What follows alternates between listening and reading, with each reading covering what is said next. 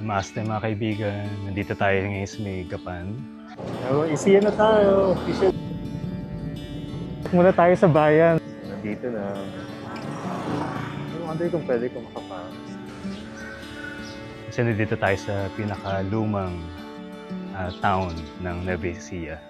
Ito yung Old Gapan. So sa likod ko, ito yung dating old casa ng municipality. So sabi sa akin, itong 2 houses daw dito. Yung kay Yula Valdez, tapos yung kay Nida Blanca. So ito yung La Virgen Divina Pastora.